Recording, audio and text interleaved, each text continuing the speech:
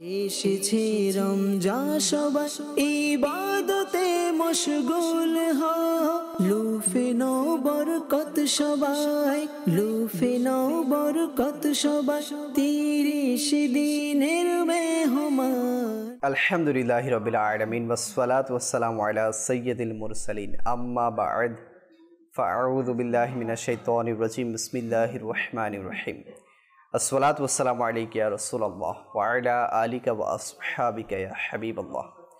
আসসালাতু ওয়াসসালামু আলাইকা ইয়া নবিয়াল্লাহ ওয়া আলা আলিকা ওয়া আসহাবিকা ইয়া নূরাল্লাহ। দর্শকবৃন্দ, দেখছেন অনুষ্ঠান রমজানের আহ্বান। যে যেখান থেকে আমাদের সাথে শরীক শামিল হয়েছেন সবাইকে জানাচ্ছি আমাদের প্রোগ্রামের পক্ষ থেকে অসংখ্য শুভেচ্ছা এবং অভিনন্দন। দর্শক, আসুন শুরুতেই ভালো ভালো কিছু নিয়ত শামিল করে নেই, কেননা রাসূল করিম সাল্লাল্লাহু আলাইহি ওয়াসাল্লামের ফরমান, নিয়াতুল মুমিনি খায়রুম মিন আমালিহ, মুসলমানের নিয়ত আর আমল অপেক্ষা উত্তম। আসুন আমরাও নিয়ত করি যে আল্লাহ তাআলা এবং তার রাসূল সাল্লাল্লাহু আলাইহি ওয়াসাল্লামের রেজামন্দি হাসিলের উদ্দেশ্যে শুরু থেকে শেষ পর্যন্ত এই প্রোগ্রামটি দেখব। যা আলোচনা হবে তা নিজে এবং অপরকে আমল করানোর নিয়তে ইনশাআল্লাহ শুনব। দর্শক, দরুদে পাকের অসংখ্য অগণিত ফজিলত আমরা কিতাবের মধ্যে পড়ে থাকি, শুনে থাকি। একটি ফজিলত আপনাদের সামনে পেশ করছি।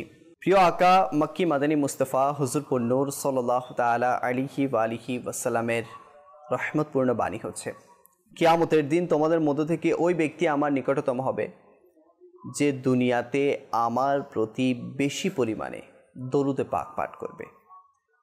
তো বোঝা গেল, দুনিয়াতে যত দরুদ যে বেশি পড়বে, কিয়ামতে তত নিকটে সে থাকতে পারবে প্রিয় নবীর সাল্লাল্লাহু আলাইহি ওয়াসাল্লাম। তো এখন ডিসিশন আমাদের যে কম পড়ব না বেশি। যদি আমরা সেই নৈকট্য হাসিল করতে চাই, কিয়ামতের ভয়াবহতা থেকে বাঁচতে চাই, তাহলে আমাদের উচিত বেশি পরিমাণে দরুদে পাক পড়তে থাকা। আসলে একবার মুহাব্বত সহকারে দরুদ শরীফ পাঠ করি। সাল্লু আলাল হাবিব সাল্লাল্লাহু তাআলা আলা মুহাম্মদ সাল্লাল্লাহু তাআলা আলাইহি ওয়া আলিহি ওয়াসাল্লাম। দর্শক, আজকে আমাদের সাথে গেস্ট হিসেবে আছেন আমাদের মবিন ভাই এবং ফুজাইল ভাই, মাশাআল্লাহ। তো ওনাদেরকে মোবারকবাদ জানাচ্ছি। ইনশাআল্লাহ ওনাদের কাছ থেকে আজকের বিষয় সম্পর্কে আমরা আলোচনা শুনবো এবং কিছুক্ষণের মধ্যে আমাদের সাথে নাত খাও শামিল হবেন। ওনার কাছ থেকে আমরা কালাম শুনবো ইনশাআল্লাহ। দর্শক, প্রতিদিন একটি বিষয়ের উপর আলোচনা করে থাকি, আর সেই বিষয় সম্পর্কে একটি প্যাকেজও আমরা দেখে থাকি। আসুন প্রথমেই দেখে নেই যে আজকের বিষয় কি। নবীর উপর একটি সেতু রয়েছে যাকে ফুলসিরাত বলে, যা চুলের চেয়েও অধিক সূক্ষ্ম এবং তলোয়ারের চেয়ে অধিক ধারালো। ফুলসিরাত অন্ধকারাচ্ছন্নে ডুবে আছে। সবাইকে তা অতিক্রম করতে হবে। জান্নাতেরও একই রাস্তা, শুধুমাত্র সে ব্যক্তি সফলকাম হবেন যে আল্লাহ পাকের দয়া ও অনুগ্রহে থাকবেন। সেতু পারাপারের সময় লোকদের এক ভিন্ন চিত্র হবে। কাফেররা তা অতিক্রম করতে পারবে না। কিছু মুসলমান আহত হবে, অনেকেই অন্ধ হয়ে যাবে, আর কেউ উল্টে যাবে, জাহান্নামে পতিত হবে। আল্লাহু আকবার। আজকে আমরা আলোচনা করব ফুলসিরাত নিয়ে, সে ভয়ানক রাস্তা নিয়ে, যে ভয়ানক রাস্তা দিয়ে প্রত্যেকটি বান্দাকে অতিক্রম করতে হবে। যে রাস্তা অতিক্রম ব্যতীত জান্নাত প্রবেশ করা যাবে না। তো দর্শক, সেই ফুলসিরাতের রাস্তা কেমন, সে ফুলসিরাতের ভয়াবহতা কেমন, সে ফুলসিরাত কারা কারা অতিক্রম করতে পারবে আর কারা ফুলসিরাত পার না করেই নিচে দোজকে পড়ে যাবে। শুরুতে আমরা মুবিন ভাইয়ের কাছে যাব, ফুলসিরাত নিয়ে আলোচনা শুনবো ইনশাআল্লাহ। জি হুজুর। আলহামদুলিল্লাহি রাব্বিল আলামিন ওয়াসসালাতু ওয়াসসালামু আলা সাইয়্যিদিল মুরসালিন। আল্লাহ তাআলার অনেক বড় দয়া যে আজ রমজানুল মুবারকের নাজাতের দিনগুলো আমাদের কাছ থেকে অতিবাহিত হয়ে যাচ্ছে। আজকেও নাজাতের একটি দিনে আমরা মাদানী চ্যানেলের মাধ্যমে রমজানের আহ্বান, আসলে রমজানুল মুবারকের আহ্বান এটাই যে আমরা আমাদের পরকালীন যে স্টেপগুলো আছে, পর্যায়গুলো আছে, সেগুলোর জন্য প্রস্তুতি নিই। এর মধ্যে যদি আমি চিন্তা করি, একজন আল্লাহ তাআলার বান্দার জন্য পরকালের সফরের প্রথম ধাপ কিন্তু কবর। জি। যদি এরপরে চিন্তা করি কবর, হাসর, ফুলসিরাত, যেগুলোর ব্যাপারে কিতাবের মধ্যে বর্ণনা আসছে, আর এই প্রতিটি স্টেপ ধাপ প্রত্যেক বান্দাকেই কি করতে হবে, অতিক্রম করতে হবে। জি। তো এমনকি জান্নাতে যারা যাবে কিতাবের মধ্যে আসছে তাদেরকেও ফুলসিরাত অতিক্রম করতে হবে, আর যারা জাহান্নামে যাবে তাদেরকেও ফুলসিরাতে আরোহণ করতে হবে। জি। এই ব্যাপারে সর্বপ্রথম ফুলসিরাতটা কি, এই ব্যাপারে একটি রেওয়ায়াত আমরা শ্রবণ করি, এর পরে ইনশাআল্লাহ কুরআনুল কারীমে এই ব্যাপারে কি ইরশাদাত এসেছে এই ব্যাপারে শুনব। কিতাবের মধ্যে আসছে হযরত সাইয়্যিদুনা ফুজাইল বিন আয়াস রাদিয়াল্লাহু তাআলা আনহু, ইনি বর্ণনা করেন ফুলসিরাতের এই সফর এটা 15,000 বছরের রাস্তা। আল্লাহু আকবার। আমরা যদি চিন্তা করি না 1 বছর 2 বছরের না, আজকে যদি আমরা আমাদের হায়াতে জিন্দেগির কথা বলি, এটা অনেক লং টাইম পিরিয়ড মনে হয়, যেটার মধ্যে অনেক কিছু আমাদের আশা থাকে, আকাঙ্ক্ষা থাকে এবং আমাদের প্ল্যানিং পরিকল্পনা থাকে। কিন্তু যদি ফুলসিরাতের এই সফরের কথা আমরা চিন্তা করি, তো পরকালীন সফর তো এটা অনেক বিশাল না, এর মধ্যে একটি পার্ট যদি আমরা ফুলসিরাতকে বিবেচনা করি তাহলে এটা হচ্ছে 15,000 বছরের রাস্তা। আর কিতাবের মধ্যে আসছে, আর এটার মানে এটা যদি একটি দ্রুতগামী ঘোড়া 15,000 বছর পথ চলে, যতটুকু পথ কি করতে পারবে, অতিক্রম করতে পারবে, আর ফুলসিরাত হচ্ছে এরকম এতটুকু রাস্তা, আর 5,000 বছর ফুলসিরাতের উপর আরোহণ করতে লাগবে। আচ্ছা। আর 5,000 বছর লাগবে ফুলসিরাত পাড়ি দিতে, আর ফুলসিরাত থেকে নিচে নামার জন্য লাগবে 5,000 টোটাল 15,000 বছরের রাস্তা। আর এটার ব্যাপারে ইনি আরো বর্ণনা করেছেন, ফুলসিরাত এটা যেভাবে চুলের চেয়েও সূক্ষ্ম, কেমন হবে, তরবারির চেয়েও ধারালো, আর এটা জাহান্নামের পৃষ্ঠভাগে স্থাপিত, অর্থাৎ জাহান্নামের উপরিভাগে এটাকে কি করা হয়েছে, স্থাপন করা হয়েছে। অর্থাৎ জাহান্নামে ফুলসিরাতের নিচে হচ্ছে দোজখ বা জাহান্নাম। অর্থাৎ জাহান্নামকে এইভাবে ফুলসিরাতকে আল্লাহ তাআলা জাহান্নামের উপরে স্থাপন করেছে। আর এই ফুল সেই সহজে অতিক্রম করতে পারবে যে আল্লাহ তাবারাকা ওয়া তাআলা এর ভয়ে ভীত ও দুর্বল হবে। যদি আজকে আমরা চিন্তা করি না, সমাজের মধ্যে যদি আজকে সাঁকো থাকে না গ্রামীণ, অনেক সময় খালের উপর, নদীর উপর, যে এক্সাম্পল এই জন্য দেওয়া বুঝার জন্য, আমরা চিন্তা করি যে মজবুত হবে, যে স্ট্রং হবে, শক্তিশালী হবে না, সেই কি করতে পারবে, এই সাঁকোটা পার করতে পারবে, কিভাবে উঠবে। কিন্তু আল্লাহ তাআলার দয়া যে কাল ফুলসিরাত কিন্তু তারাই অতিক্রম করতে পারবে যারা আল্লাহ পাককে ভয় করে এবং আল্লাহ তাআলার ভয়ে কি থাকবে, দুর্বল থাকবে, বিনয়ী থাকবে, নম্র থাকবে। আল্লাহু আকবার, আল্লাহু আকবার। তো আল্লাহ তাবারাকা ওয়া তাআলা আমাদেরকে আসলে ফুলসিরাতের প্রস্তুতি আমাদের নেওয়া দরকার। আপনি বলবেন আমি ফুলসিরাতের প্রস্তুতি কিভাবে নিব? আলহামদুলিল্লাহ এইভাবে ইনশাআল্লাহ আজকে হয়তো আলোচনা হবে এই ব্যাপারে। আল্লাহ তাআলা আখিরাতের অন্যতম স্টেপ হচ্ছে ফুলসিরাত, বাস্তব। তো এটা নিয়েও যেন আল্লাহ তাআলা, তো আজকে যদি আমরা এটা চিন্তা করি, আমাদের এটা কারো জানা নাই যে আমাকে পরকালীন বিষয়গুলো আমার সামনে আসবে না, পরকালের সফরের বিভিন্ন বিষয়, এর মধ্যে সাকারাত আমার মাঝে আসবে, কিন্তু আমি জানি না সাকারাতের মুহূর্তে আমার কি অবস্থা। আল্লাহু আকবার। তো আমাকে আমার সামনে জিবরাইল আজরাইল আলাইহিস সালাম কি হবে, জান কবজ করার জন্য উপস্থিত হবে। আমি জানি না আজরাইল আলাইহিস সালামের ওই রূহ কবজ করা, তার দৃশ্য, ভয়ঙ্কর আকৃতি, এটা আমি সহ্য করতে পারবো কিনা। আমি দুনিয়া থেকে চলে যাব, মত আমার কাছে আসবে, আমি জানি না আমি কালেমা শরীফ পাঠ করে আমার মত হবে না, আল্লাহ তাআলার পানা আমার জানা নাই। যে কবর আমার জন্য অন্ধকার থাকবে না, আলোকিত হবে, এটাও আমার জানা নাই। কাল কিয়ামতের ময়দানে আরশের ছায়া আমার উপর নসিব হবে না এটাও আমার জানা নাই। আর এটাও আমরা জানি না যে কাল আমি কি ফুলসিরাত পাড়ি দিতে পারবো নাকি পড়ে যাব নিচে, ফুলসিরাতে ওঠার সাথে সাথে কেটে কেটে জাহান্নামের গর্তে আমি পতিত হব, এটাও কিন্তু আমার জানা নাই। এই ব্যাপারে একটি রিওয়ায়াত কিতাবের মধ্যে আসছে, আল্লাহু আকবার। উম্মুল মুমিনিন হযরতে সাইয়্যিদাতুনা হাফসা রাদিয়াল্লাহু তাআলা আনহা, ইনি বর্ণনা করেন হুজুরে আকরাম নূরে মুজাসসাম শাহে বনি আদম সাল্লাল্লাহু তাআলা আলাইহি ওয়া আলিহি ওয়াসাল্লাম ইরশাদ করেন, আমি আশা করছি যারা হুদাইবিয়া ও বদর যুদ্ধে উপস্থিত ছিলেন তারা আগুনে প্রবেশ করবে। আল্লাহু আকবার। তখন ইনি বলতেছেন, আমি আরজ করলাম, হে আল্লাহ রাসূল সাল্লাল্লাহু তাআলা আলাইহি ওয়া আলিহি ওয়াসাল্লাম, আল্লাহ তাআলা কি এটা বলেননি যে, কানজুল ঈমান থেকে অনুবাদ, পারা 16 সূরা মরিয়ম আয়াত 71। এবং তোমাদের মধ্যে কেউ এমন নেই যে দুজক অতিক্রম করবে না। আল্লাহু আকবার। আপনার প্রতিপালকের দায়িত্ব, এটা অবশ্যই স্থিরকৃত বিষয়। হ্যাঁ, যা দিয়েছেন ঘোষণা তা হবেই হবেই। জি, হ্যাঁ, এবং প্রত্যেককেই দুজক কি করতে হবে? পাড়ি দিতে পাড়ি হবে। দিতে হবে। এখন দুজক কিভাবে পাড়ি দিবে? আল্লাহ তাবারাক ওয়া তাআলা আরো ইরশাদ ফরমান, তুমি কি শোনো নাই যে, কাজল ইমান থেকে অনুবাদ, অতঃপর আমি বই সম্পন্নদেরকে উদ্ধার করে নিব এবং জালিমদেরকে তাতে ছেড়ে দিব নতজানু। আল্লাহ।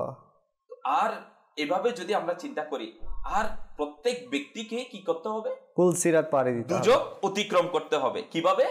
আল্লাহ তাবারাক ওয়া তাআলার ভয়ে ভীত ঈমানদারগণ রক্ষা পাবেন, আর পাপীরা জালিমগণ জাহান্নামের মধ্যে পতিত হবে। হ্যাঁ, আর যেটা আমরা কিছুক্ষণ আগেই পুলসিরাতের পরিচিতির ব্যাপারে এসেছি, তো জাহান্নাম পাড়ি কিভাবে দিবে না, জাহান্নাম কিভাবে অতিক্রম করবে? জি, জাহান্নামের উপর তো পুলসিরাতকে স্থাপন করা হয়েছে, আর প্রত্যেক ব্যক্তিকেই পুলসিরাত পাড়ি দিতে হবে, জি, জাহান্নামকে অতিক্রম করতে হবে। বেশক। তো আল্লাহ তাআলার ভয়ে যারা ভীত ঈমানদার, যারা আল্লাহ তাবারাক ওয়া তাআলা দয়া মিলে যাবে, তারা পুলসিরাত পাড়ি দিতে পারবে, আর তারা পুলসিরাত অতিক্রম করে জান্নাতীরা জান্নাতে প্রবেশ চলে যাবে।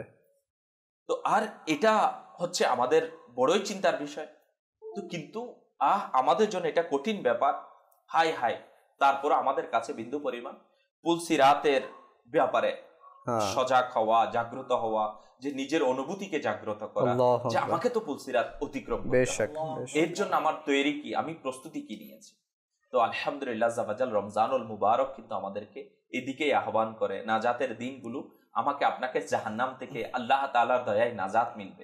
তো নাজাত যদি জাহান্নাম থেকে মিলে যায়, তো পুলসিরাত অতিক্রম করা আসান হয়ে যাবে। বেশক বেশক। দর্শক, খুবই সেনসিটিভ একটা বিষয় এই পুলসিরাত। যদি বান্দা এই জিনিসটি নিয়ে শুধু চিন্তায় পড়ে যায়, তাহলে তার দুনিয়া সুন্দর হয়ে যাবে।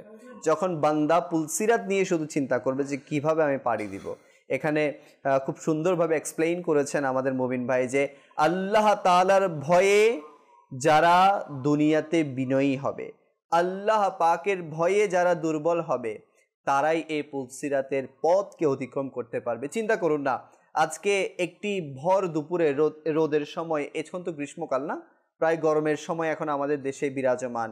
এখন 12টা থেকে 12টার পর থেকেই রোদের এমন প্রখর তাপ, যে তাপের কারণে আমরা মুহূর্ত পর্যন্ত বাইরে টিকতে পারি না। আমরা শুধু ফ্যান খুঁজি, বাতাস খুঁজি, এসি খুঁজি, কিন্তু দেখুন সেই 5000 শুধু লাগবে উঠতে, 5000 শুধু লাগবে সেটা অতিক্রম করতে, আবার 5000 লাগবে শুধু সেখান থেকে নামতে। আচ্ছা, আমরা কি মনে করেছি শুধু আমরা এমনিতেই পার হয়ে যাব? চারিদিকে এমন অবস্থা হবে, এমন তাপ হবে, এমন সূর্যের প্রখরতা হবে যে আমরা ওদিকে মনোযোগ দিব না, পুলসিরাতের দিকে মনোযোগ দিব। আমাদের অবস্থা খুবই করুণ হবে। সেটা তারাই অতিক্রম করতে পারবে যারা আল্লাহ পাককে রাজি করে নেবে, যারা আল্লাহ পাকের সন্তুষ্টি অর্জন করে নেবে, যারা এই রমজানের যে আহ্বান রমজান দিচ্ছে তা তারা গ্রহণ করে নিবে, তারাই সে পুলসিরাতকে অতিক্রম করতে পারবে। যাবো এখন ফুজাইল ভাইয়ের কাছে। জি ফুজাইল ভাই, পুলসিরাত।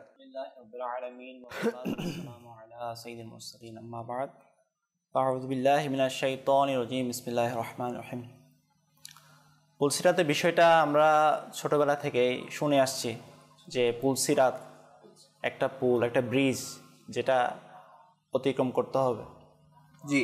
তো এই পুলসিরাত আসলে জিনিসটা কি? তো এটা আসলে মূলত যেটা মুমিন ভাই বললেন, এটা একটা ব্রিজ, এটা একটা পুল বা সেতু। হ্যাঁ। তো এই সেতু এমন জায়গায় স্থাপন করা হয়েছে যে এই জায়গাটা, অর্থাৎ সেটা দোজক, সেটা জাহান্নাম, দোজকের উপরে এই পুলসিরাতকে স্থাপন করা হয়েছে, এবং এই পুলসিরাতকে পার হলেই মানুষ জান্নাতে যাবে। আর যদি সে পার হতে না পারে, সে যদি ওই পুলকে অতিক্রম করতে না পারে, তাহলে সে দোজকে চলে যাবে। জি। তো এখানে একটা জিনিস লিয়াকত ভাই, যে নেককার গুনাহগার যেই হোক না কেন, সে এই পুলকে পার করবে। এমনকি সর্বপ্রথম প্রিয় নবী সাল্লাল্লাহু আলাইহি ওয়াসাল্লাম এই পুলসিরাত অতিক্রম করবেন। আল্লাহ। এরপরে এই অন্যান্য আম্বিয়া কেরাম আলাইহিমুস সালাম, ওনারা এই পুলকে পার করবেন, এবং এই উম্মতগণ, আমার নবীর উম্মতরা, জি, এই পুলসিরাতকে অতিক্রম করবেন। এরপর অন্যান্য নবীর উম্মতগণ এই পুলসিরাতকে অতিক্রম করবেন। সুতরাং বোঝা যাচ্ছে এখানে কেউ পার বাকি নেই। পাওয়ার সুযোগ নেই। তো এখানে মূল বিষয়টা হচ্ছে দয়া কার উপর হবে, কে পার হতে পারবে। আবার এখানে সবার জন্য একরকম নয়। এই পুলসিরাতের যেটা আমরা ভয়াবহতা, সবার জন্য এই পুলসিরাত একই ধরনের না, আচরণ করবে না। আচ্ছা কারোর জন্য চোখের পলকে পুলসিরাত পার হয়ে যাবে, আচ্ছা, কেউ বিদ্যুৎ গতিতে পুলসিরাত পার করবে, জি কেউ ঘোড়া যেভাবে অতিক্রম করে ঘোড়ার গতিতে, কেউ পাখির গতিতে, কেউ মানুষের যেভাবে চলে মানুষের চলমানের গতিতে, আর কেউ কেউ আবার কি অর্থাৎ হোঁচট খেয়ে খেয়ে পার হবে। আবার কেউ দেখা যাবে জখমি হয়ে যাবে, অর্থাৎ এই আহত হয়ে যাবে, এরপরও পার হয়ে যাবে।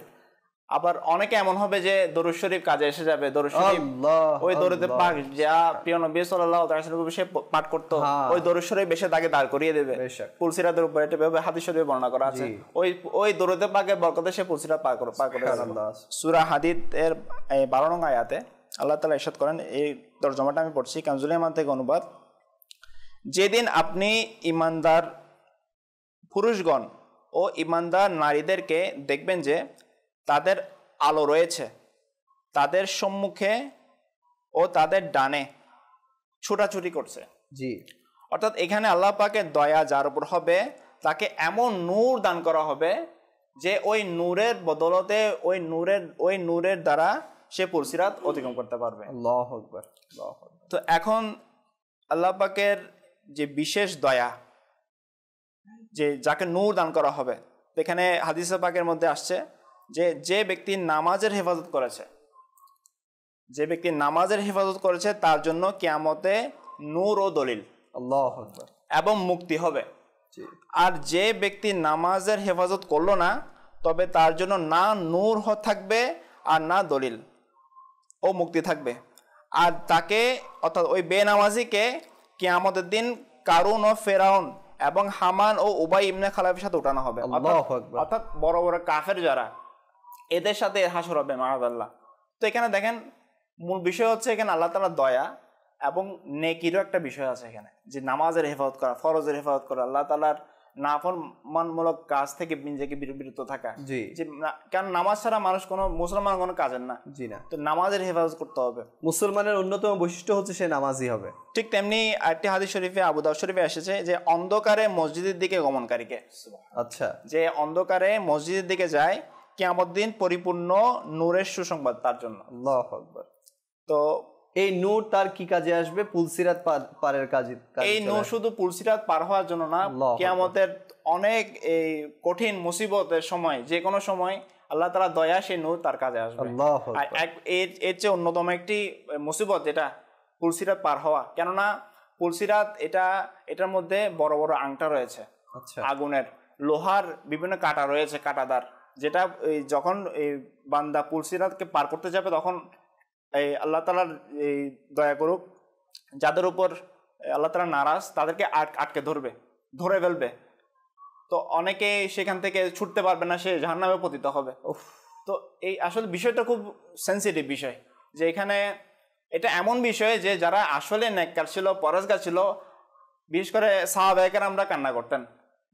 অন্যান্য বিষয় তো রয়েছে, পুলসিরাতকে চিন্তা করে করে কান্না করতেন যে আমি জানি না পুলসিরাতকে আমি পার করতে পারবো নাকি পারবো না। যদিও বা তারা আল্লাহ তাআলার সত্যিকার বান্দা ছিলেন, যদিও বা তারা আল্লাহ পাকের নেককার বান্দা ছিলেন, কিন্তু পুলসিরাতের কথা ভেবে ভেবে তারা কান্না করতেন। কতই না সেন্সিটিভ সেই বিষয় পুলসিরাত। দর্শক একটু তো আন্দাজ করুন যে এই পুলসিরাত যেটি তরবারির চাইতেও ধার, এমন ধারালো বস্তুর মধ্যে আমরা কিভাবে 5000 বছর লাগবে উঠতে, 5000 বছর লাগবে সেটাকে পার করতে, আর 5000 বছর লাগবে সেটা থেকে নামতে। তো দর্শক, আমরা যেখানে এখন এই উত্তপ্ত মাটির মধ্যে চলতে পারছি না, সেই ধারালো তলোয়ারের মধ্যে কিভাবে চলবো, যাও আবার সূক্ষ্ম চুলের মতো। তো আমাদের ফুজেল ভাই যেটা বলেছেন সেই মুহূর্তেও কাজে এসে যাবে আমার রব তাআলার দেয়া উপহার, আমার নবীকে নামাজ। এই নামাজ যদি আমরা পড়ি, আমরা যদি নামাজি হয়ে যাই, পাকাপোক্ত নামাজি, 5 ওয়াক্তের নামাজি যদি আমরা হয়ে যাই, ইনশাআল্লাহ আমাদেরকে এমন নূর দান করা হবে যে নূরের কারণে পুলসিরাত আমরা সহজেই অতিক্রম করতে পারবো। তো দর্শক, আমরা যারা এই প্রোগ্রাম দেখছি, আমাদের রমজানের আহ্বানের মধ্যে একটি আহ্বানও ছিল আমাদের পূর্বের এপিসোডগুলোতে, মুমিনের মেরাজ নামাজ। এই টপিক নিয়ে আমরা আলোচনা করেছিলাম। তো আজকেও এই বিষয়ে ফুটে উঠেছে যে নামাজি যারা হবে তারা এই পুলসিরাতকে সহজে অতিক্রম করতে পারবে। আজকে দেখুন না, এই রমজান মাসেও আল্লাহ পাকের পানা অনেকে নামাজ ছেড়ে দিচ্ছে। রমজান মাস, কিন্তু নামাজের তাগিদ কেউ দিচ্ছে না, পড়ছেও না এবং কারো থেকে সে পাচ্ছেও না। কিন্তু আলহামদুলিল্লাহ, দাওয়াত ইসলামী এমন একটি সংগঠন, দাওয়াত ইসলামী এমন একটি পরিবেশ, যে পরিবেশের বদৌলতে বান্দা নামাজি হওয়ার সৌভাগ্য অর্জন করছে। তো দর্শক, আমি আপনাদেরকে বলবো, যদি পুলসিরাত অতিক্রম করতে আমরা চাই, তাহলে নামাজের হিফাজত আমাদেরকে করতে হবে। আল্লাহ করিম আমাদের সবাইকে বোঝার তৌফিক দান করুক। দর্শক, সময় হয়েছে একটি সেগমেন্ট শামিল করার আমাদের অনুষ্ঠান, যে সেগমেন্টটিতে আমরা মাকতাবাতুল মদিনা এর একটি কিতাব বা রিসালার পরিচয় আমরা শুনে থাকি। আসুন দেখি আজকে কি আমাদের জন্য ওয়েট করছে। সাল্লু আলাল হাবিব সাল্লাল্লাহু আলাইহি মাকতাবাতুল মদিনা, মাকতাবাতুল মদিনা, মাকতাবাতুল মদিনা, মাকতাবাতুল মদিনা। সাল্লু আলাল হাবিব সাল্লাল্লাহু তাআলা আলা মুহাম্মদ সাল্লাল্লাহু তাআলা আলাইহি ওয়া আলিহি ওয়াসাল্লাম। প্রিয় ইসলামী ভাইরা এবং মাদানী চ্যানেলের দর্শক শ্রোতা, প্রত্যেক পর্বে আমরা চেষ্টা করি নতুন একটি মাকতাবাতুল মদিনা কর্তৃক প্রকাশিত রিসালা বা কিতাব সম্পর্কে ধারণা দিতে এবং উৎসাহ প্রদান করি, যাতে এটি আমি আপনি সংগ্রহ করে ইলমে দ্বীন হাসিল করি, অধ্যয়ন করে। আজকেও নতুন একটি কিতাব নিয়ে হাজির হয়েছি, তা হলো নামাজের আহকাম। উম্মুল মুমিনিন হযরত সাইয়্যিদাতুনা আয়েশা সিদ্দিকা রাদিয়াল্লাহু তাআলা আনহা বর্ণনা করেন, নামাজ 2 রাকাত ফরজ করা হয়েছিল। অতঃপর নবী করিম রউফুর রহিম সাল্লাল্লাহু তাআলা আলাইহি ওয়া আলিহি ওয়াসাল্লাম যখন মদিনায় হিজরত করলেন, তখন 4 রাকাত ফরজ করা হয়েছে এবং সফরের নামাজ আগের ফরজের ওপরই বহাল রাখা হলো। এভাবে আরেকটি হাদিসে মোবারকায় হযরত সাইয়্যিদুনা আব্দুল্লাহ ইবনে ওমর রাদিয়াল্লাহু তাআলা আনহুমা থেকে বর্ণিত, রাসূল আকরাম নূরে মুজাসসাম সাল্লাল্লাহু তাআলা আলাইহি ওয়া আলিহি ওয়াসাল্লাম ইরশাদ করেন, সফরের নামাজ 2 রাকাত নির্ধারণ করেছেন। যদিও বাহ্যিকভাবে 2 রাকাত কম হয়ে গেল, কিন্তু সাওয়াবের ক্ষেত্রে 2 রাকাত 4 রাকাতের সমান। যে ব্যক্তি নিজ ঘর থেকে 92 কিলোমিটার দূরে কোনো জায়গায় বা কোনো শহরের দিকে রওনা হয়, সেই ব্যক্তি মুসাফির বলা হয়। আর ওই মুসাফিরের জন্য ফরজ নামাজ 2 রাকাত করে দেওয়া হয়েছে, কিন্তু 4 রাকাতের সমান সওয়াব অর্জন হয়। এভাবে আরও বিভিন্ন নামাজের আহকাম সম্পর্কে, নামাজের মাসলা মাসাইল সম্পর্কে যদি আমরা জানতে চাই, আমির আহলে সুন্নাত দামাত বরকাতুহুল আলিয়ার লিখিত একটি বিশ্ববিখ্যাত কিতাব নামাজের আহকাম সংগ্রহ করি। এই কিতাবের মধ্যে ইনশাআল্লাহ নামাজের বিস্তারিত বর্ণনা এবং বিভিন্ন মাসলা মাসাইল বর্ণনা রয়েছে। মাকতাবাতুল মদিনা কর্তৃক প্রকাশিত কিতাব নামাজের আহকাম, এই কিতাবটি আমরা যদি আমি আপনি ইনশাআল্লাহ সংগ্রহ করি, নামাজের বিশদভাবে বর্ণনা এবং মাসলা মাসাইল সম্পর্কে আমরা জানতে পারব। আমরা নিজে এই কিতাবটি সংগ্রহ করি এবং নিজে পড়ি এবং অন্যকেও পড়ার উৎসাহ প্রদান করি। ইনশাআল্লাহ আযza ওয়া জাল এর বরকতে শুদ্ধভাবে নামাজ আদায় করার সৌভাগ্য আমার আপনার নসিব হবে। সাল্লু আলাল হাবিব সাল্লাল্লাহু তাআলা আলা মুহাম্মদ সাল্লাল্লাহু তাআলা আলাইহি ওয়া আলিহি ওয়াসাল্লাম। মাকতাবাতুল মদিনা, মাকতাবাতুল মদিনা, মাকতাবাতুল মদিনা, মাকতাবাতুল মদিনা। সুবহানাল্লাহ, আমরা নামাজের আহকামের ব্যাপারে একটি কিতাব দেখলাম। তো এর আগেও আমি বলছিলাম যে নামাজের ব্যাপারে, সুবহানাল্লাহ, আপনারা যদি নামাজ সম্পর্কে আরও অধিক জানতে চান, নামাজ কিভাবে পড়তে হবে, নামাজের মাসলা মাসাইল কীভাবে ওযু করতে হয়, কিভাবে গোসল করতে হয়, কিভাবে আপনার নামাজের আহকামকে সঠিকভাবে আদায় করতে হয়, কিভাবে নামাজের ওয়াজিবগুলোকে আদায় করতে হয়, ওয়াজিব ছুটে গেলে কি করতে হয়, এরপর আরও অসংখ্য মাসলা মাসাইল আপনারা এই নামাজের আহকামের মধ্যে পাবেন। তো নামাজকে সঠিক করার জন্য এই কিতাবটি অবশ্যই সংগ্রহ করুন। আমি তো বলবো যে এই কিতাব প্রত্যেকটি ঘরে ধরে থাকা উচিত, যাতে করে প্রত্যেক ঘরের নামাজিদের নামাজটুকু শুদ্ধ হয়ে যায়। আল্লাহ কারিম আমাদের সবাইকে তৌফিক দান করুক। দেখছেন অনুষ্ঠান রমজানের আহ্বান। অনেক দর্শক আমাদেরকে কল করেছেন, আসুন কিছু কল আমরা নিয়ে নেই। নারায়ণ মসজিদ থেকে আমি নিয়মিত মাদানী চ্যানেল দেখি, আমার অনেক ভালো লাগে এবং আল্লাহ তাআলা যেন কিয়ামত পর্যন্ত এই মাদানী চ্যানেলকে জারি রাখে। মাশাআল্লাহ, ইনশাআল্লাহ। জি, নেক্সট কল। মোহাম্মদ আব্দুল হালিম কুমিল্লা থেকে। আমি কি নাতের আহুল শুনতে চাই। নূর নবী এসেছে, নূর নিয়ে এসেছে। সুবহানাল্লাহ, সুবহানাল্লাহ। জি, নেক্সট কল। চট্টগ্রাম আটাবার থানা থেকে বলছি। আজকে লাইভ অনুষ্ঠান, এই অনুষ্ঠানের সবাইকে আমার পক্ষ থেকে অনেক ধন্যবাদ। এই ধরনের একটা অনুষ্ঠান আমাদেরকে উপহার দেওয়ার জন্য, আমাদের জন্য দোয়া করবেন। ইনশাআল্লাহ, ইনশাআল্লাহ আমাদের সাথেই থাকুন, আরো অনেক কিছু আপনি শিখতে পারবেন। Next call. মোহাম্মদ আমিরুল ইসলাম 2500 থেকে নারায়ণগঞ্জ। এই চ্যানেলটা আমাদের পরিবারের সবাই দেখে খুব ভালো লাগে। আমি একটি গল্প শুনতে চাই, মদিনায় যাওয়ার পাওনা ইজাজা। মাশাআল্লাহ, আমির ভাই আমাদের সেটে এখন উপস্থিত হয়ে গেছেন। তো যেহেতু অনেকেই কালামের ফরমায়েশ বা অনুরোধ করেছেন, আসুন আমির ভাইয়ের কাছে যাই, কিছু কালাম আমরা শামিল করি। সাল্লু আলাল হাবিব সাল্লাল্লাহু আলা মুহাম্মদ সাল্লাল্লাহু আলাইহি ওয়াসাল্লাম। সাল্লি আলা রাসূলিনা সাল্লি আলা মুহাম্মাদিন সাল্লি আলা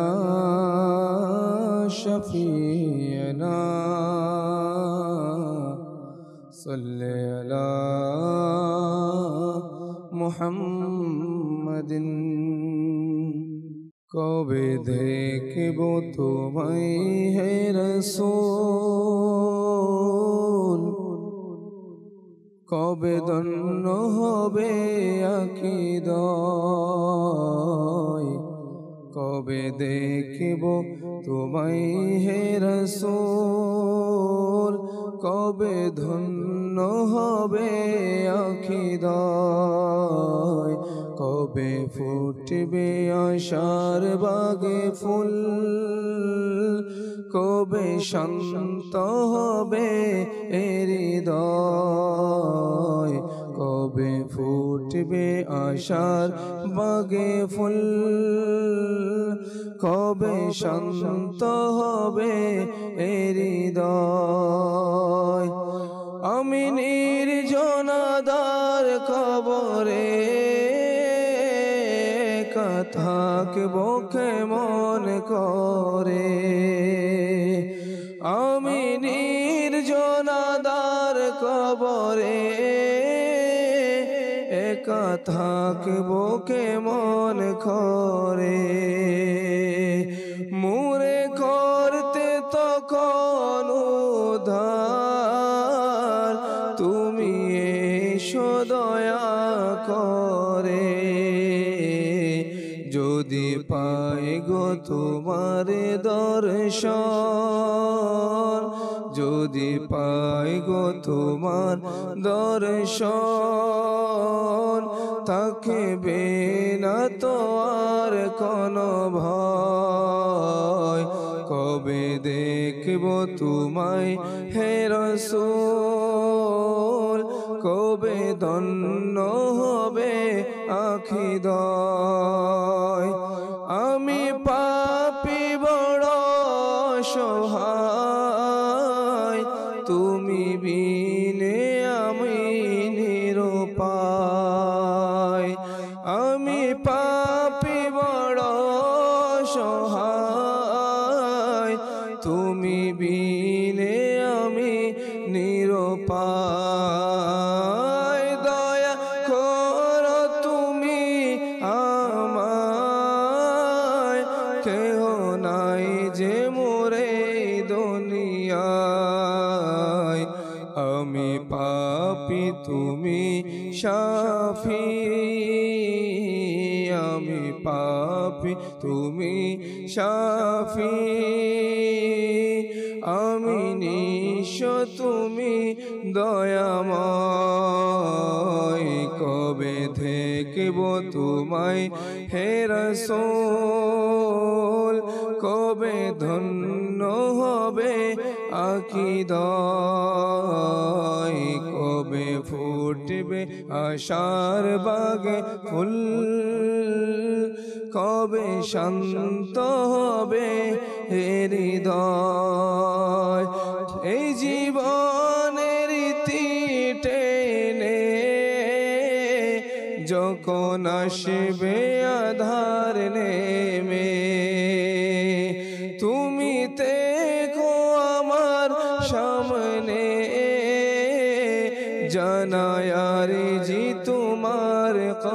কদমে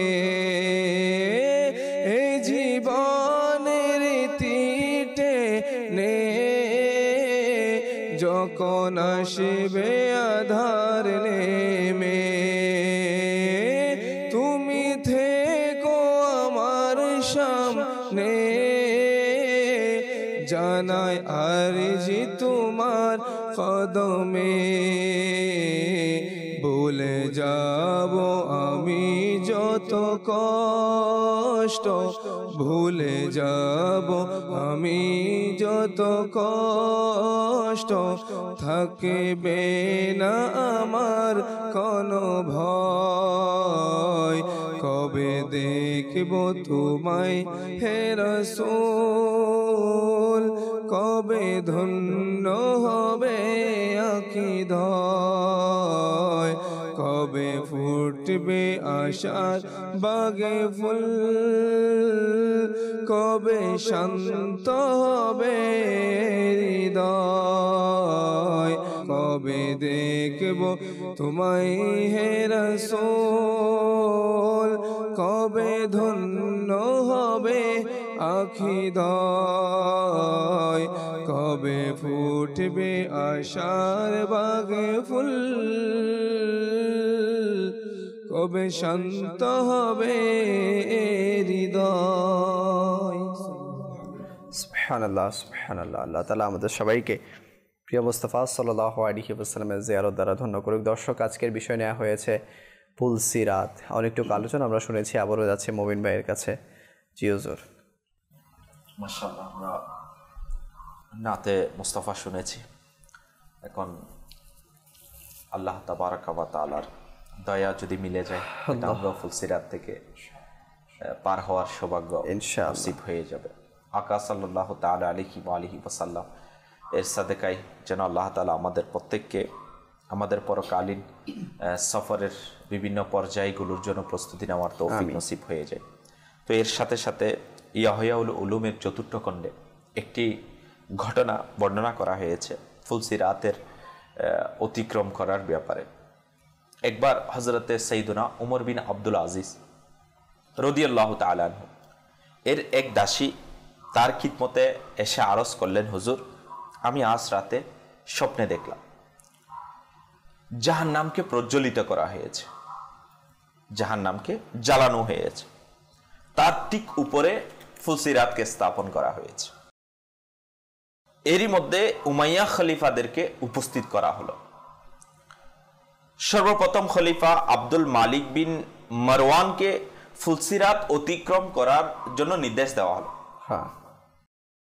খলিফা আব্দুল মালিক বিন মারওয়ান ফুলসিরাতের উপর আরোহণ করলেন, কিন্তু দেখতে দেখতে তিনি দুজকের মধ্যে পড়ে গেলেন। এটা উমর বিন আব্দুল আজিজ রাদিয়াল্লাহু তাআলা আনহু এর কাছে তার দাসী বর্ণনা দিচ্ছে। এরপরে তার বেটা ওয়ালিদ বিন আব্দুল মালিককে ফুলসিরাত অতিক্রম করার হুকুম দেওয়া হলো। তিনিও একইভাবে দুজকের মধ্যে পড়ে গেলেন। অতঃপর সুলাইমান বিন আব্দুল মালিককে হাজির করা হলো, তারও একই দশা হলো। সবার শেষে হে আমিরুল মুমিনিন, আপনাকে উপস্থিত করা হলো। বাস দাসীর জবান থেকে এতটুকু শুনতেই হযরত সাইয়্যিদুনা উমর বিন আব্দুল আজিজ রাদিয়াল্লাহু তাআলা আনহু ভীত সন্ত্রস্ত হয়ে চিৎকার করে উঠলেন এবং বেহুশ হয়ে মাটিতে পড়ে গেলেন। আল্লাহু আকবার। একটু যদি লিয়াকত ভাই আমরা চিন্তা করি, হযরত সাইয়্যিদুনা উমর বিন আব্দুল আজিজ রাদিয়াল্লাহু তাআলা আনহু, যিনাকে সানিয়ে উমর বলা হয়, জি উমর রাদিয়াল্লাহু তাআলা আনহু, তো যদি আজকে আমরা চিন্তা করি এই মহান সত্তা যিনি নেককার আল্লাহওয়ালা না, ইনার যদি পুরো জিন্দেগি আমরা দেখি তাহলে এর মধ্যে খৌফে খুদা ইশকে রসুল পরিপূর্ণতা ছিল। আর ইনাকে শুধুমাত্র দাসী না, যদি আজকে আমরা আমাদেরকে মানে বড় কেউ বা আমরা যে কেউ আমাকে আপনাকে কি করবে, উপদেশ দিবে, নসিহত করবে, এটা আমাদের কাছে কি গ্রহণযোগ্য হয়ে ওঠে না।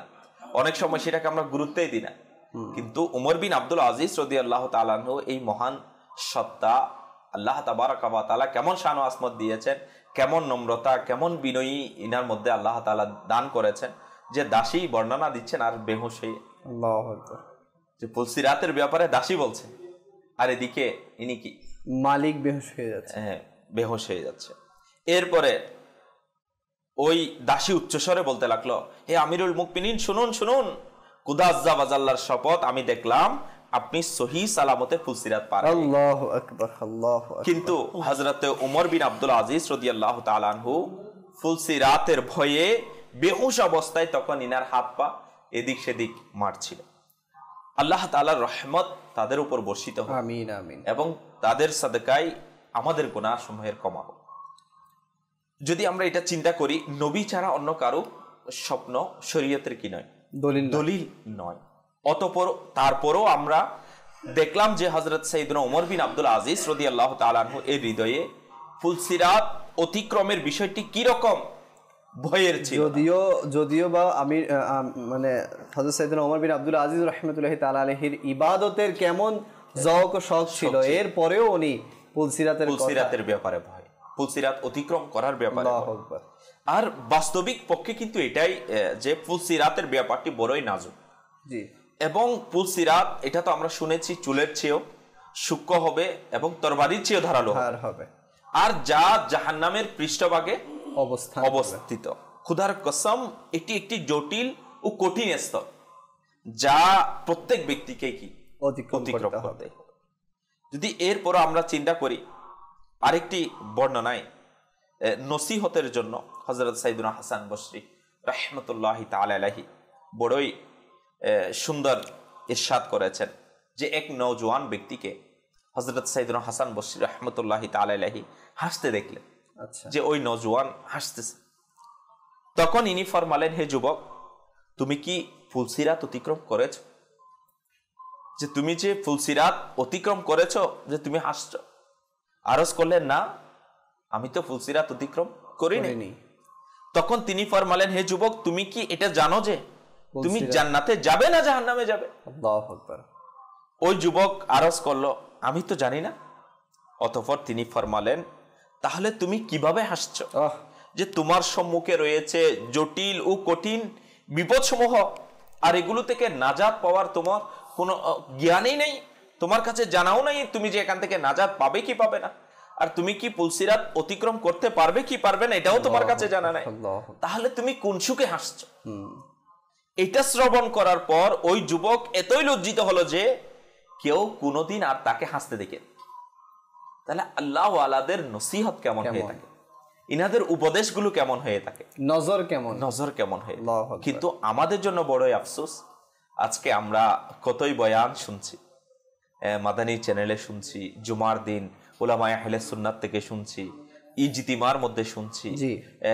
আমরা যদি এখন চিন্তা করি না, কিন্তু আমাদের কাছে এর কোনো অনুভূতি নেই, যে নেই বললেই চলে, যে এর ফলে আমার আপনার মধ্যে পরিবর্তন আসা, আমি আপনি দ্বীনের প্রতি উৎসাহী হয়ে যাওয়া, যে এই বিষয়গুলো যে আমার কাছে আসবে, আমি এগুলোকে আমাকে যে অতিক্রম করতে হবে, সেগুলোর ব্যাপারে আমি বড়ই উদাসীন।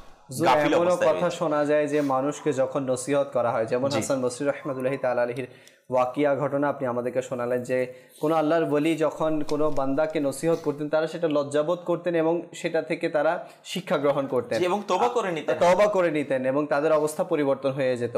কিন্তু আজ সমাজের মধ্যে এমন অবস্থা, কাউকে আপনি নসিহত করতে গেলেন, তারাও বলে যে যা হবে দেখা যাবে, এখনো তো সময় আছে, যা হবে তা পরবর্তীতে দেখবে, এখন এগুলো নিয়ে টেনশন করার কি দরকার, দুনিয়া করতে দিন, এত নসিহত এত পরামর্শ দেওয়ার দরকার কি? লিয়াকত ভাই, যারা এটা বলছে না, এখানে দুইটা বিষয়।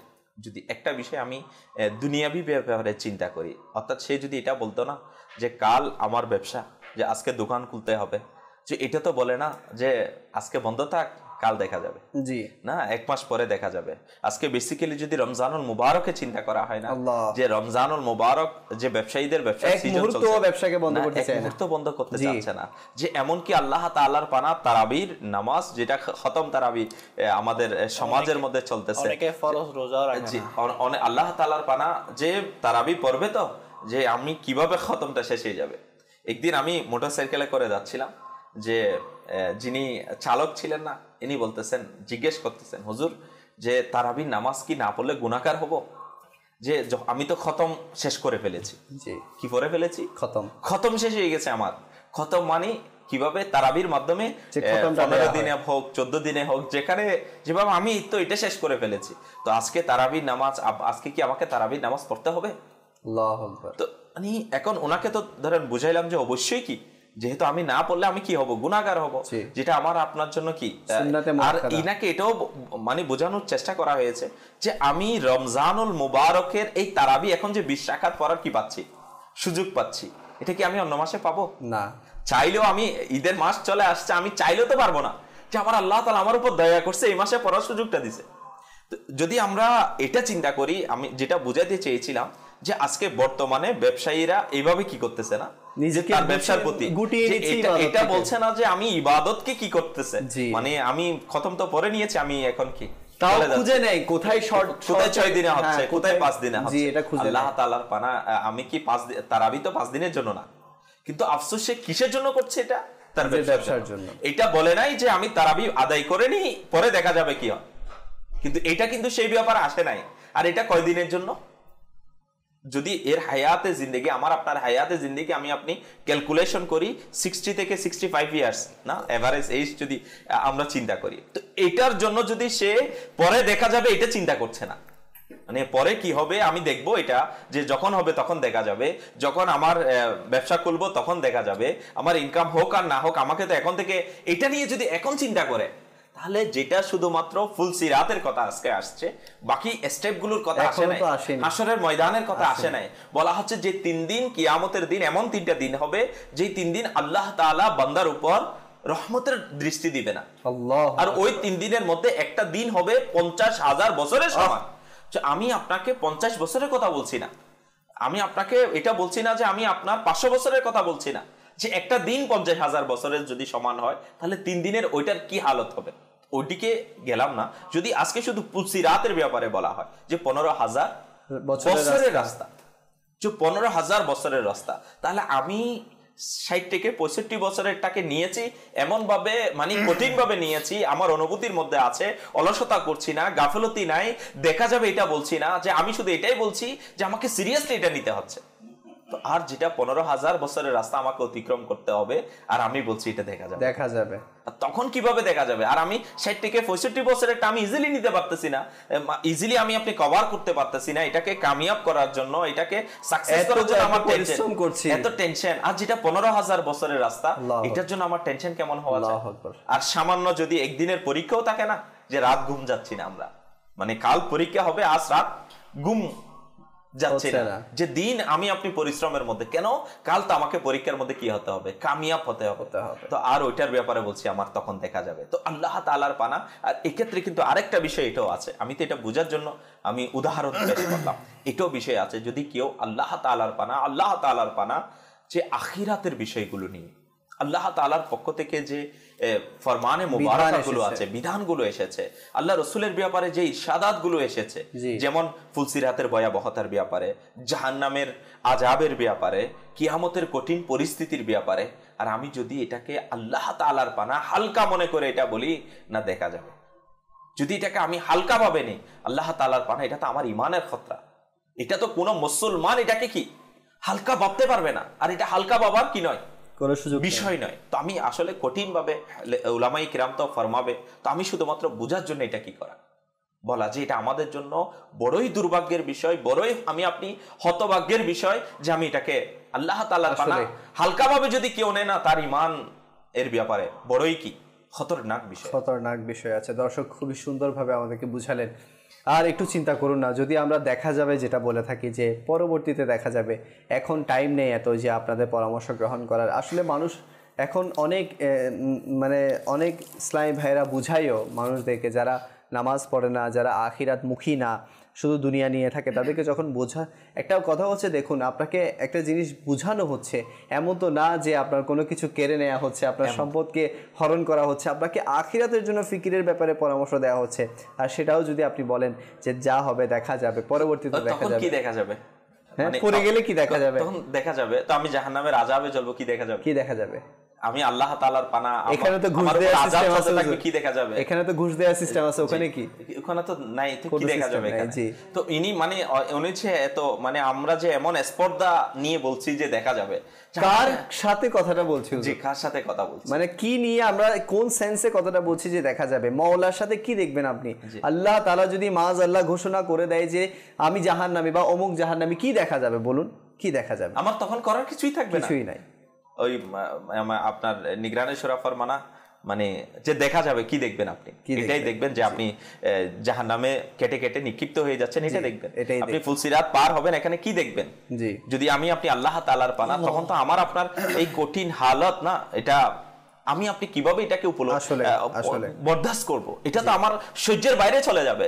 আর এখন হয়তো বলে ফেলছি, এখন না বুঝে, অনেকে না বুঝে বলছে, অনেকে বুঝে বলছে আল্লাহ তাআলার পানা, অনেকে দুনিয়ার লোভের কারণে বলে ফেলছে, হয়তো অনেকে দুনিয়ার প্রতি এত বেশি উম্মিদ আশা থাকার কারণে ওইটাকে হালকা ভাবছে। তো এখান থেকেও আমাদেরকে বাঁচা চাই। আর এই সব কিছু হওয়ার পিছনে একটাই কারণ, ইলমে দিন না থাকার কারণে। ইলমে দিন না থাকা। যদি কারো কাছে ইলমে দিন থাকতো, তাহলে সে কখনো এত বড় স্পর্ধা সে দেখাতো না। হয়তো গুনাহগার না, হয়তো নাফরমানি করছে, হয়তো দুনিয়ার ফাঁদের মধ্যে ফেসে গেছে, শয়তানের দুখায় পড়ে গেছে, কিন্তু সে তার কাছে যদি একটু পরিমাণ ইলমে দিন থাকে, তাহলে সে কখনো এত বড় স্পর্ধা দেখাবে না যে দেখা যাবে, এটা বলবে না সে। আসলে দর্শকের জন্য মাশাআল্লাহ দাওয়াত ইসলামী অক্লান্ত পরিশ্রম করে যাচ্ছে। যারা ইলমবিহীন, এমনি তো আছে যে যারা হচ্ছে আপনার মাদ্রাসায় পড়ে, তারা তো ইলমে দিন অর্জন করে, কিন্তু যারা দুনিয়াবি লাইনে আছে তাদেরকেও আলহামদুলিল্লাহ দাওয়াত ইসলামী এমনভাবে ইলমে দিন প্রোভাইড করছে, তারাও নিজের দুনিয়ার পাশাপাশি ইলমে দিন অর্জন করে নিজের আখিরাতকে সুন্দর করছে। তো আপনাদেরকেও আমি আহ্বান জানাবো যে দাওয়াত ইসলামের প্রতিটি অ্যাক্টিভিটিসের মধ্যে, প্রতিটি কর্মকাণ্ডের মধ্যে নিজেকে সম্পৃক্ত করুন। ইনশাআল্লাহ আপনাদেরও ইলমের মধ্যে অনেকটুকু ইজাফা এবং বৃদ্ধি পাবে, যার ফলে এমন বাক্য যেটা মানুষের বের হয় যে পরবর্তীতে দেখা যাবে, এটা ইনশাআল্লাহ আমার আপনার মুখ দিয়ে বের হবে না। ফুজিল ভাইয়ের কাছে যাবো। জি হুজুর, পুলসিরাতের ভয়াবহতা। আসলে পুলসিরাত পাড়ি দেওয়ার ব্যাপারে যেটা মুমিন ভাই বললো, যে যারা দুর্বল হবে পৃথিবীতে, দুনিয়াতে যারা দুর্বল হবে আল্লাহ তাআলা ভয়ে, যারা কান্না করবে। তো এখানে একটা বিষয়, একটা হাদিস শরীফ হযরত সাইয়্যিদুনা আনাস রাদিয়াল্লাহু তাআলা আনহু বর্ণনা করেন যে প্রিয় নবী সাল্লাল্লাহু তাআলা আলাইহি সাল্লাম হযরত আবু যর রাদিয়াল্লাহু তাআলা আনহু এর হাত ধরে তশরিফ নিয়ে আনেন এবং ইরশাদ করেন, হে আবু যর, তুমি জানো যে আমাদের সামনে একটি দুর্গম উপত্যকা রয়েছে, এতে শুধুমাত্র হালকা বোঝা সম্পন্নরাই অতিক্রম করতে পারবে। আল্লাহ। এখানে হালকা বোঝা সম্পন্ন বলতে কি বোঝানো হচ্ছে, এটাই মূলত আমি আমার বোঝানোর বিষয়বস্তু, যে হালকা বলতে কি বোঝানো হচ্ছে এখানে। তখন একজন আরজ করল, ইয়া রাসূলুল্লাহ সাল্লাল্লাহু আলাইহি ওয়াসাল্লাম, আমি কি ভারী বোঝা সম্পন্নদের অন্তর্ভুক্ত নাকি হালকা বোঝা সম্পন্নদের অন্তর্ভুক্ত? তখন প্রিয় নবী সাল্লাল্লাহু আলাইহি ওয়াসাল্লাম ইরশাদ করলেন, তোমার নিকট কি আজকের খাবার আছে? আজকের খাবার কি মজুদ আছে? জি। তখন আরজ করল, জি হ্যাঁ, আমার কাছে আজকের খাবার মজুদ আছে। ইরশাদ করলেন, আগামীকালকের খাবার কি মজুদ আছে? তখন আরজ করল, জি হ্যাঁ, আমার কাছে আগামীকালকের খাবারও মজুদ আছে। এরপর আবার ইরশাদ করলেন, আগামীকালের এরপর পরশুর দিনের খাবার কি মজুদ আছে? তখন আরজ করলো যে ইয়া রাসূলুল্লাহ সাল্লাল্লাহু আলাইহি ওয়াসাল্লাম, জি না, আমার কাছে পরশু দিনের খাবার মজুদ নেই। হুজুর পূর্ণ সাল্লাল্লাহু আলাইহি ওয়াসাল্লাম ইরশাদ করলেন, যদি তোমার নিকট 3 দিনের খাবার থাকে তবে তুমি ভারী বোঝা সম্পন্নদের অন্তর্ভুক্ত হবে। আল্লাহু আকবার। কয়দিন? 3 দিন। 3 দিন, ভবিষ্যতের 3 দিন। ভবিষ্যতের 3 দিন, অর্থাৎ আজকে, কালকে এবং পরশু। তো আজকে কালকে 2 দিন হলে হালকা বোঝা সম্পন্ন। হালকা। তো এখন এইটা, এই হাদিস পাকটা আনার উদ্দেশ্য হচ্ছে আমরা একটু চিন্তা করি যে আমরা কোন পর্যায়ে আছি। আমাদের ফ্রিজ আমরা যাচাই বাছাই করি, আমাদের এই ঘরের আসবাব, মানে যেটা প্রয়োজনীয় খাদ্য বস্তু, আমরা তো মাসের পর মাস আমরা স্টক করে রাখি। সামনে ঈদ, তো ঈদের জন্য এখন থেকে এক প্রকার। জি। তো এখন দেখেন আমাদের মধ্যে খোদা ভীতি বা জায়েজ না জায়েজ বিষয় আসে না, কিন্তু একটা জিনিস তাকওয়ার বিষয় জি, যে আমরা কতটুকু অর্জন করতে পারলাম। যে মাহে সিয়াম চলছে, রমজান মাস, তাকওয়া অর্জন করার মাস, এখন প্রায় শেষের দিকে, আমাদেরকে আখেরি সালাম আমরা দিচ্ছি, রমজান মোবারক, জুমাদুল বিদা সামনে আমাদের। জি জি, তো আমরা কতটুকু তাকওয়া অর্জন করতে পারলাম? যে পুলসিরাতে তারাই সহজে অতিক্রম করতে পারবে যারা হালকা বোঝা সম্পন্ন হবে। এখন দেখেন দুনিয়াবি যদি সফর করি, সেখানেও আমরা যাদের ব্যাগ লাগেজ বেশি, ট্রেনের মধ্যে ওখানেও মুসিবত, বাসেও মুসিবত, বা বিভিন্ন সফরে আমরা বিভিন্ন পেরেশানির মধ্যে পড়ে যাই। যার কাছে মাল সামান বেশি, আর যদি কারো কাছে সামান কম থাকে, সে যে কোনো জায়গায় কি থাকে, টেনশন মুক্ত থাকে, রিল্যাক্স থাকে, তাকে ওই বোর্ডিং চার্জ বা এই গেট পাস হওয়ার ব্যাপারে তেমন কষ্ট করতে হয় না। তো আসলে এই যেমন এই এখন হালাত যে অবস্থা, যে পুলিশরা বাবা চেক করে যে এতগুলা লাগেজের মধ্যে কি আছে দেখাও, তো এই সমস্ত আসলে বোঝার জন্য বলা হচ্ছে। তো পুলসিরাতে বিষয়টা আমরা যে হালকা সম্পন্ন যে বলা হচ্ছে, তা আমরা কতটুকু এই দিকে এগিয়ে আছি বা পিছিয়ে আছি, এটা দেখার বিষয় করা উচিত। তো এখানে একটা জিনিস চলে আসে, আসলে আল্লাহ তাআলার ভয়টা, এই বিষয়টা আসলে মূল ফোকাস এই জায়গায়। আল্লাহ তাআলার ভয়, তাকওয়া অর্জন করা এবং নেক আমলকে নিজের জন্য অপরিহার্য করে নেওয়া, সেটা নামাজ, সেটা রোজা, সেটা সদকা, সেটা ভালো আচরণ, সেটা এই সৎ চরিত্র। তো নেক আমল যার মধ্যে থাকবে, তার মধ্যে এই ইবাদতের নূর যার মধ্যে থাকবে, এখানে নূরের ব্যাপারে যেহেতু আসছে, ইবাদতের নূর যার মধ্যে থাকবে, তার মধ্যে আল্লাহ তাআলা ভয় কাজ করবে, তার মধ্যে আল্লাহ তাআলা ভয়ে কান্না আসবে। এখানে যে বলা আছে আল্লাহ তাআলা ভয়ে ভীত হবে, সেই তো আল্লাহ তাআলা ভয়ে কান্না করবে। সাহাবায়ে কেরামরা এই ফুসিলাতকে চিন্তা করে কান্না করতেন। এই ওমর বিন আব্দুল আজিজ রাদিয়াল্লাহু আনহু যে কান্না করতেন, তো ওনার একটা স্বপ্নের ব্যাখ্যা শুনে কান্না করছেন, তাও পুরো কথা শুনেননি যে আমার ব্যাপারে কি বলা হচ্ছে, কিন্তু উনি ভয়ে, আল্লাহ তাআলা ভয়ে, পুলসিরাতের যে খৌফ ওনার মধ্যে আসলো, উনি হাত পা ছোড়াছুড়ি করতে লাগলেন। তো এই জিনিসটা এগুলো আসে কোত্থেকে, তৈরি হয় কিভাবে? আল্লাহ তাআলা ভয় নেকির মাধ্যমে, পরহেজগারির মাধ্যমে আল্লাহ তাআলা ভয়ে চোখে পানি আসে। তো আল্লাহ তাআলা আমাদেরকে এই জিনিসগুলো এই যদি আমরা অবলম্বন করতে পারি, নিজের মধ্যে ধারণ করতে পারি, তো ইনশাআল্লাহ আমাদের মধ্যেও ইবাদতের নূর আসবে। সুবহানাল্লাহ, সুবহানাল্লাহ। দর্শক, মাশাআল্লাহ, আমরা পুলসিরাত সম্পর্কে অসংখ্য ইলমে দ্বীন অর্জন করার সুযোগ পেয়েছি। আসুন একটি মানকাবাত আমরা আমির ভাইয়ের কাছ থেকে শামিল করি। জি হুজুর। সাল্লাল্লাহু আলাইকা ইয়া রাসূলুল্লাহ ওয়া সাল্লাম আলাইকা ইয়া হাবিবাল্লাহ। যাব কোথায় তোমায় ছেড়ে মুর্শিদে, যাব কোথায় তোমায় ছেড়ে মুর্শিদে, যাব কোথায় তোমায় ছেড়ে মুর্শিদে, যাব কোথায় তোমায় ছেড়ে মুর্শিদে, কেউ নেই যে আপন ভবে মুর্শিদে, কেউ নেই যে আপন ভবে মুর্শিদে, রেখো আমায় তোমার ছায়া তলে, রেখো আমায় তোমার ছায়া তলে, কেউ নেই যে আপন বলে মুর্শিদে, কেউ নেই যে আপন বলে মুর্শিদে, যাব কোথায় তোমায় ছেড়ে মুর্শিদে আমি ফকির তোমার কৃপা পেতে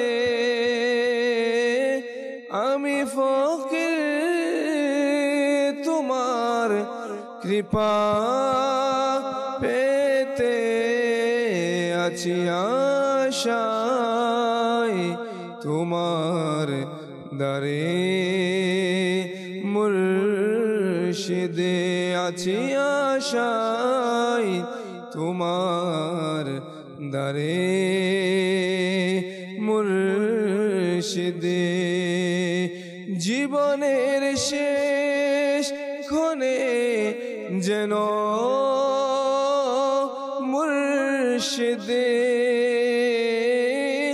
জীবনের শেষ ক্ষণে যেন মুর্শিদে তাকে তোমার চরণ তলে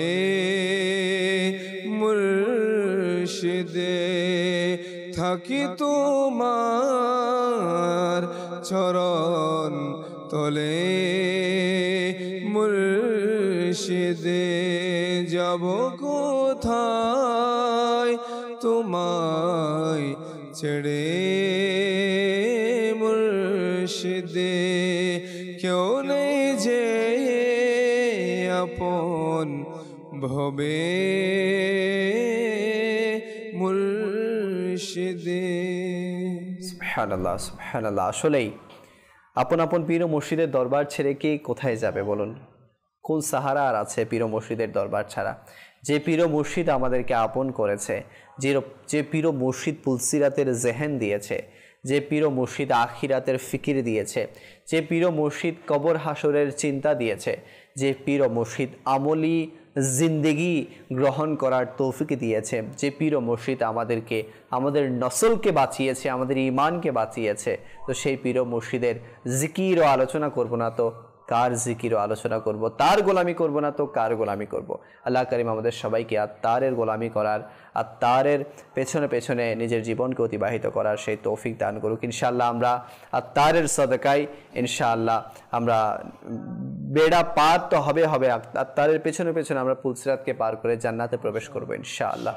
আল্লাহ তাআলা আমাদেরকে সেই তৌফিক দান করুক। দর্শক, সময় হয়েছে আমাদের লাস্ট সেগমেন্ট, যে সেগমেন্টটিতে আমরা সোনালী যুগের ঘটনা শুনে থাকি। আসুন দেখি আজকে কোন ঘটনা আমাদের জন্য প্রস্তুত করা হয়েছে। সাল্লু আলাল হাবিব সাল্লাল্লাহু আলাইহি হাবিব সাল্লাল্লাহু তাআলা আলা মুহাম্মদ সাল্লাল্লাহু আলাইহি সাল্লাম। মাদানী চ্যানেলের দর্শক শ্রোতা, আবার উপস্থিত হয়েছি সোনালী যুগের ঘটনা নিয়ে। হযরত সাইয়েদনা হাসান বসরি রাহমাতুল্লাহি তাআলা আলাইহি বর্ণনা করেন, হযরত সাইয়েদনা মাকিন বিন ইয়াসার রাদিয়াল্লাহু তাআলা আনহু, যিনি ওখানের মুসলমানদের নেতা ছিলেন, একবার খাবার খাচ্ছিলেন, তার হাত থেকে এক লোকমা খাবার পড়ে গেল। খাবার খেতে বসলে স্বাভাবিক অনেকেরই হাত থেকে খাবারের লোকমা পড়ে যায়। তিনি তা উঠিয়ে নিলেন এবং ধুয়ে তা খেয়ে নিলেন। এটা দেখে গ্রাম্য লোকেরা একজন আরেকজনের দিকে চোখের ইশারা করছিল যে কেমন আশ্চর্য বিষয়, পতিত গ্রাসও তিনি উঠিয়ে খেয়ে নিলেন। কেউ তাকে বললেন, আল্লাহ তাআলা আপনার মঙ্গল করুন, হে আমাদের সর্দার। এই গ্রাম্য লোকেরা কটু দৃষ্টিতে ইশারা করছে যে আমির সাহেব রাদিয়াল্লাহু তাআলা আনহু পতিত গ্রাস উঠিয়ে খেয়ে নিলেন, অথচ তার সামনে খাবার বিদ্যমান রয়েছে। তিনি বললেন, এই অনারবদের কারণে আমি এই কাজটি ছেড়ে দিতে পারি না, যা আমি হুজুরপুর নূর সাল্লাল্লাহু তাআলা আলাইহি সাল্লাম থেকে শুনেছি।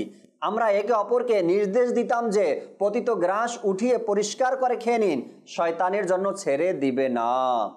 প্রিয় ইসলামী ভাইরা, মুসলমানদের নেতা সাইয়েদনা মাকিল বিন ইয়াসার রাদিয়াল্লাহু তাআলা আনহু সুন্নাতকে কিরূপ ভালোবাসতেন।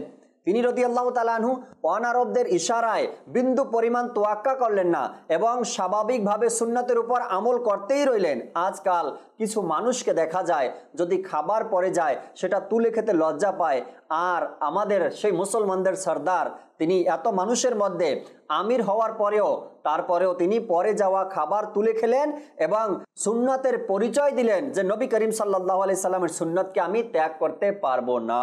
আমরা নিয়ত করেনি ইনশাআল্লাহ তাআলা যেখানে যে অবস্থায় থাকি না কেন সব সময় রাসূল করিম রউফুর রহিম সাল্লাল্লাহু তাআলা আলাইহি সাল্লামের প্রিয় প্রিয় সুন্নতের উপরে আমরা আমল করব। সাল্লু আলাল হাবিব সাল্লাল্লাহু তাআলা আলা মুহাম্মদ সাল্লাল্লাহু তাআলা আলাইহি ওয়াসাল্লাম।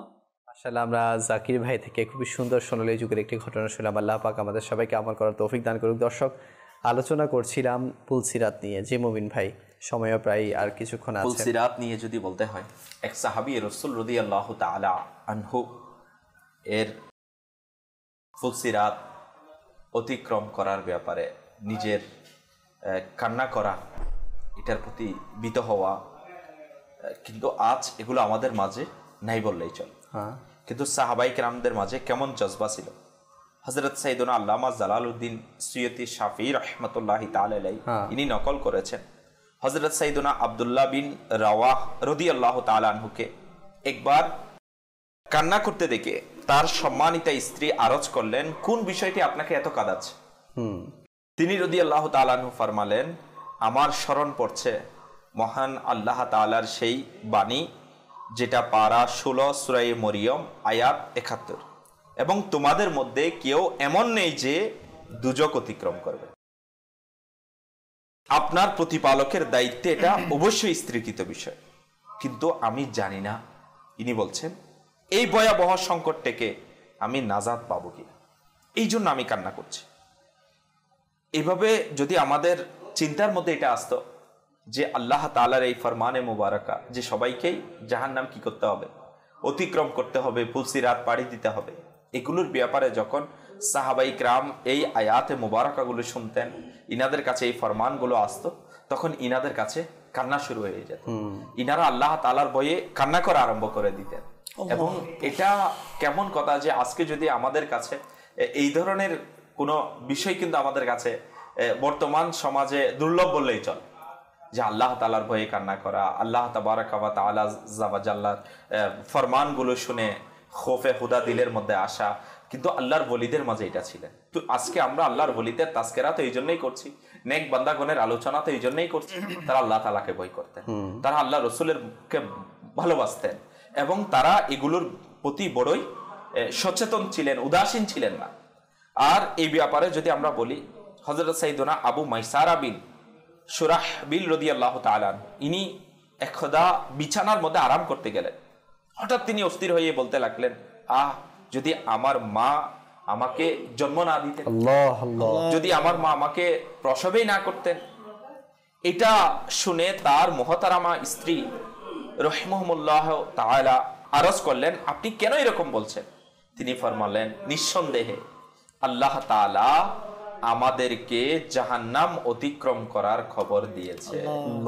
ইনশাআল্লাহ শেষ মাদানী ফুল ফুজুল ভাই থেকে নিয়ে আমরা প্রোগ্রামকে শেষ করবো। জি, শেষের দিকে লিয়াকত ভাই, আমি একটি আমল মাদানী চ্যানেলের দর্শক শ্রোতার কাছে পেশ করতে যাচ্ছি। জি, তো দোয়া করবেন যাতে এটার উপর আমিও আমল করতে পারি। আমিন।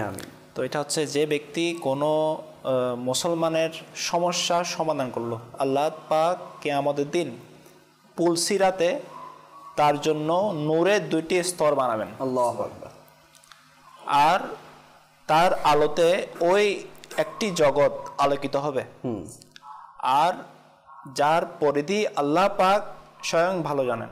জি, তো এখানে মুসলমানদের সমস্যা সমাধান করা, মাহে রমজানের শেষের সময় চলছে, তো আমি সবাইকে অনুরোধ করব, আশেপাশে এমন অনেক পরিবার রয়েছে যাদের ছোট ছোট বাচ্চা রয়েছে, নতুন কাপড় ঈদের আমরা নিজেরাও আশা করতাম ছোট থাকতে, তো তাদের পরিবারের কি অবস্থা আমরা একটু, যাদের কাছে সামর্থ্য আছে আমরা একটু নজর দেই।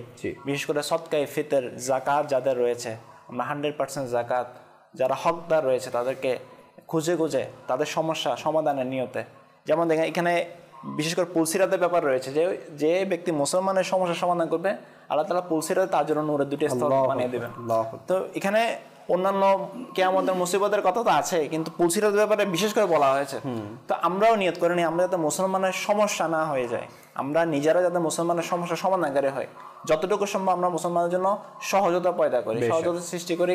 এবং এমনও তো হতে পারে যে আমার সামর্থ্য নাই, কিন্তু আমি তো একে সঙ্গ দিয়ে তার সমাধানে এগাতে পারি। আমরা কথার মাধ্যমে আমরা যে কোনো পরামর্শের মাধ্যমে বা যে কোনো ভাবে আমরা মুসলমানদের সমস্যা সমাধানের সুযোগ হতে পারে।